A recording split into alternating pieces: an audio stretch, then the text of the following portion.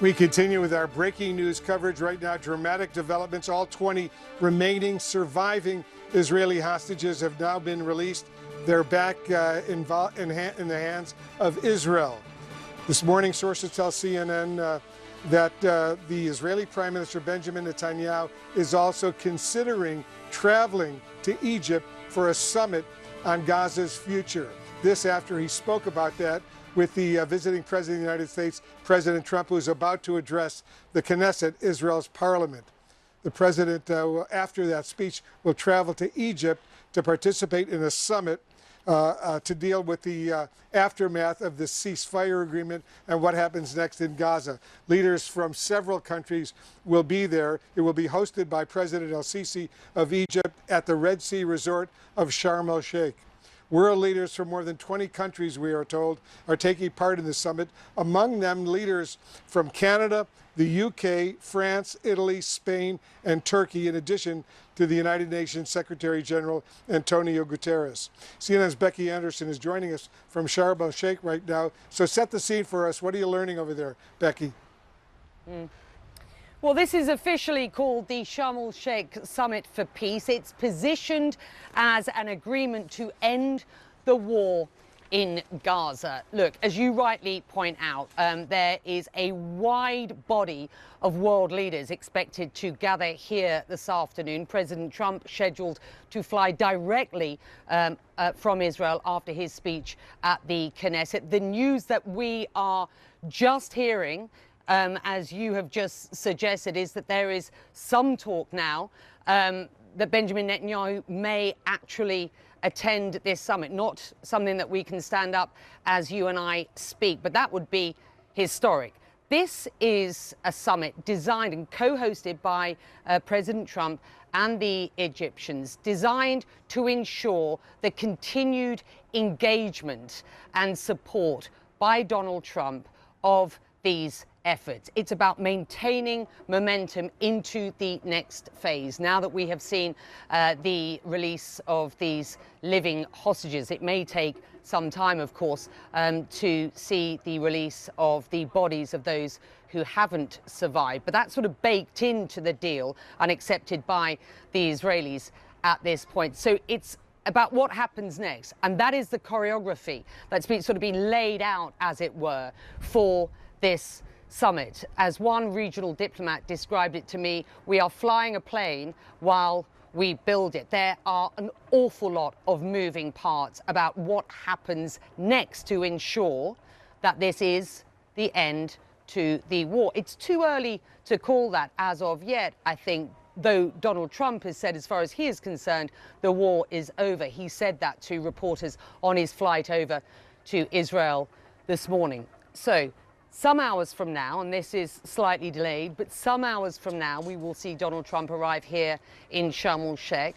There will be the leaders of the 8 countries who met Donald Trump in New York on the sidelines of the UNGA, known as the NY8 these days. That is the leaders of Qatar, the UAE, Saudi Arabia, Egypt, Jordan, Turkey, plus the leaders, or certainly representation, from 2 other countries, 2 Muslim-majority countries, that of Pakistan and Indonesia. We know, for example, that Indonesia has already suggested, thrown its weight in support of the further engagement into the end of this war, with the offer of some 20,000 troops on the ground for this international stabilization force.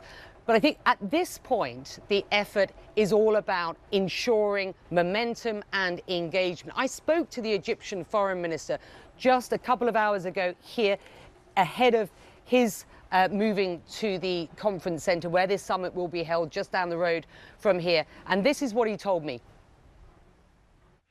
Do you credit Donald Trump with getting us to this point?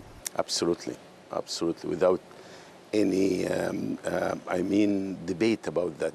It's a given that without the leadership of President Trump, without his, commitments, we couldn't reach this historical day here in Sharm el-Sheikh. And his involvement is the most important element to guarantee the implementation of the Sharm el-Sheikh agreement. He's the only person, I'm not exaggerating, he's the only person on the globe who can deliver on that and who can bring peace to this region, not only implementing phase 1 and phase 2, but also to bring an end to this long-standing, Palestinian crisis, suffering for moreover than 80 years, and we are believing on him and his leadership and his ability to deliver on that. As far as he is concerned, the war is over. He has said that to reporters on the flight to Israel. Is it over, to your mind, today?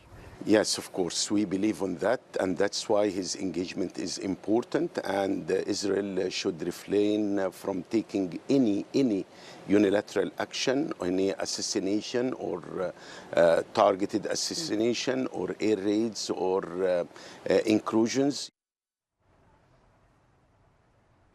So he says that Trump's engagement in the Middle East and on the Palestinian question is what is fundamental here. And he says that the signing today of this declaration here in Sharm el-Sheikh will find mediators and guarantors, in the first instance the US, Egypt, Qatar and Turkey, but then this wider group of the wider NY8 plus other countries, as we understand it, Indonesia, Azerbaijan, Armenia. There is a wide, long list of countries that will represent Europeans, for example, the E4 as they are known, that will represent, as Donald Trump describes this, world support for the end of this war.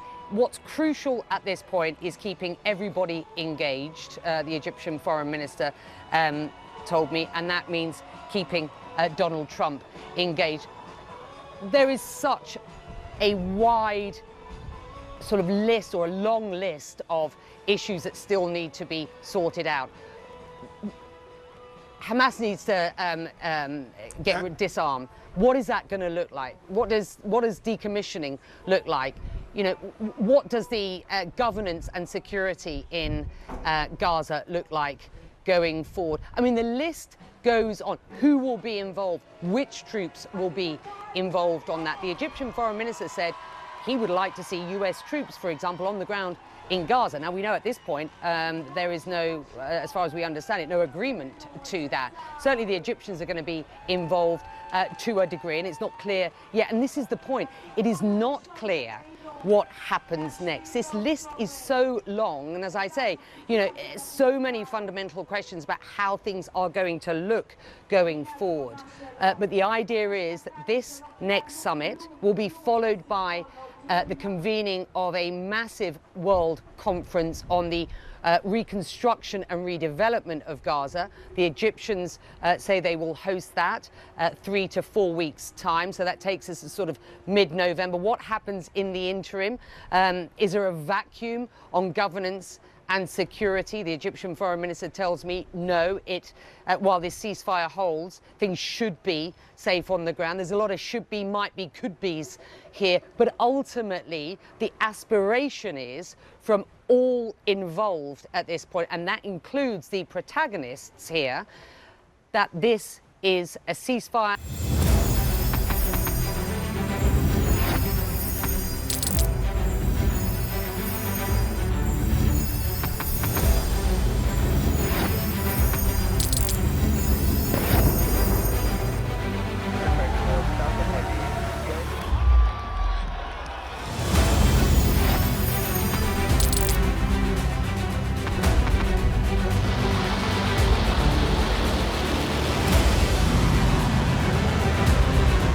Been fighting so long and so hard that they don't know what the they're doing.